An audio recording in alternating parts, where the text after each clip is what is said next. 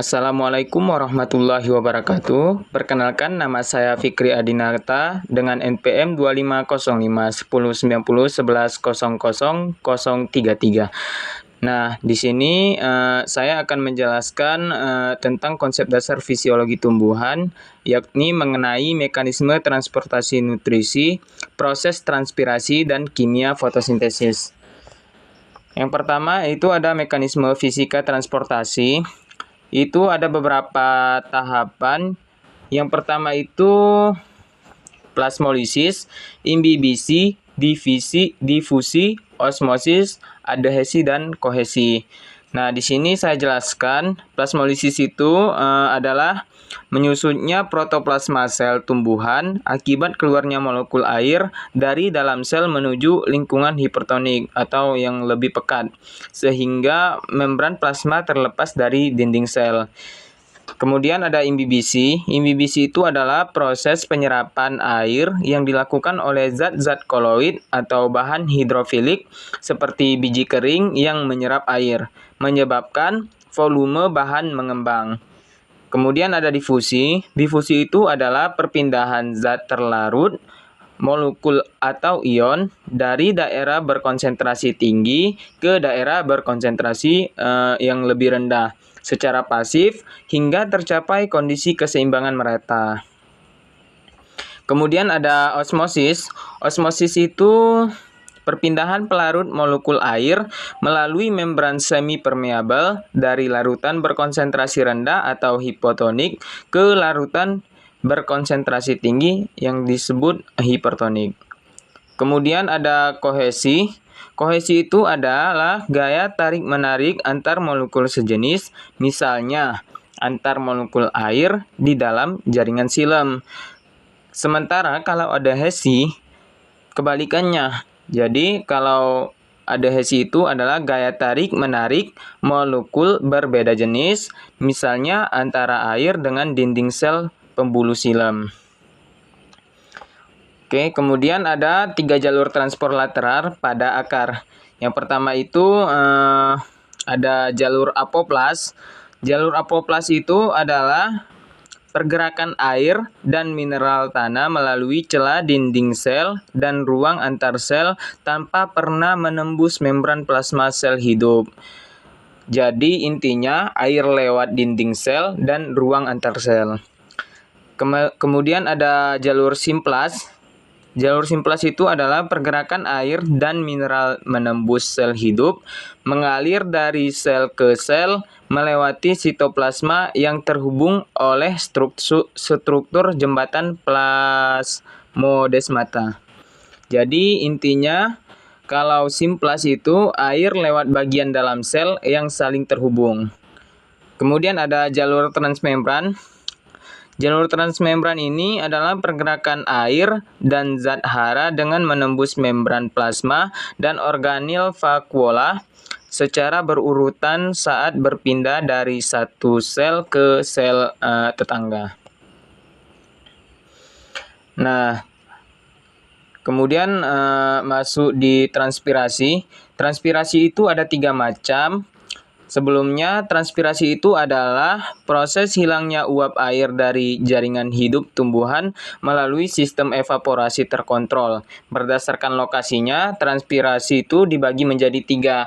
Yang pertama itu ada transpirasi stomata, kedua transpirasi kutikula, dan terakhir transpirasi lentisel. Nah, untuk kita ketahui, transpirasi stomata itu adalah penguapan utama air melalui celah stomata atau mulut daun yang membuka dan menutup. Kalau transpirasi kutikula itu adalah penguapan air dalam jumlah kecil melalui lapisan lilin kutikula yang menyelimuti permukaan luar daun. Kalau transpirasi lentisel itu adalah penguapan air melalui lubang lentisel kecil yang terdapat pada kulit luar batang tumbuhan berkayu. Kemudian ada faktor-faktor internal laju transpirasi. Di sini ada struktur fisik daun. Struktur fisik daun ini ada beberapa, ada 3. Itu yang pertama jumlah dan ukuran stomata. Itu kerapatan stomatanya itu secara langsung mengatur volume pelepasan uap air. Kemudian ada luas permukaan daun. Daun lebar menyediakan bidang kontak evaporasi yang lebih besar. Jadi kalau daunnya lebar, berarti evaporasinya lebih besar. Kalau daunnya kecil, evaporasinya lebih kecil. Gitu. Kemudian ada ketebalan kutikula. Ketebalan kutikula ini adalah lapisan lilin tebal berfungsi mencegah penguapan liar yang berlebih. Kemudian ada kondisi jaringan. Kondisi jaringan ini ada dua, yaitu umur daun. Umur daun itu daun muda dan tua memiliki efektivitas membuka atau menutup stomata yang bervariasi. Kemudian ada kandungan air sel. Jumlah cadangan cairan di dalam sel itu menentukan derajat turgiditas sel penjaga stomata. Nah, di sini ada faktor eksternal laju transpirasi. Yang faktor eksternalnya ini ada berapa ya? Ada 5 di sini. Cahaya, suhu, kelembapan, angin, dan air tanah. Kalau cahaya itu untuk kita ketahui memicu membukanya sel stomata demi pertukaran gas fotosintesis. Kalau suhu itu meningkatkan energi kinetik air sehingga laju penguapan meningkat. Sementara kalau kelembapan udara rendah atau kering melepaskan defisit tekanan uap, menggandakan. Kalau angin itu menyapu lapisan uap jenuh di sekitar permukaan daun. Kalau air tanah, satu-satunya sumber pasokan cairan pengganti transpirasi daun. Nah, peranan transpirasi bagi tumbuhan. Bagi tumbuhan, transpirasi ini sangat penting. Yang pertama itu adalah penyerapan mineral dan air. Itu menghasilkan daya hisap daun yang menarik cairan tanah mengalir secara kontinu ke pucuk atas. Yang kedua ada termoregulasi atau pendinginan. Itu menjaga kestabilan suhu tubuh tumbuhan agar enzim metabolik tidak mengalami denaturasi akibat panas terik. Nah, tekanan turgor sel. Nah, kalau tekanan turgor sel itu menjaga sel-sel agar tetap mengembang dan kokoh, menopang struktur morfologi tumbuhan tetap tegak. Jadi kalau tekanan turgor sel itu kalau misalnya tumbuhannya itu tinggi, jadi dia tidak gampang roboh. Kemudian ada distribusi nutrisi. Distribusi nutrisi ini membantu meratakan peredaran zat unsur hara tanah ke seluruh organ vegetatif dan generatif tumbuhan. Kemudian ada bahan fotosintesis. Ini bisa menjadi untuk bahan fotosintesis untuk tumbuhan. Di sini menjamin ketersediaan suplai molekul air secara konstan sebagai substrat utama di daun. Nah, di sini ada fungsi vitalnya.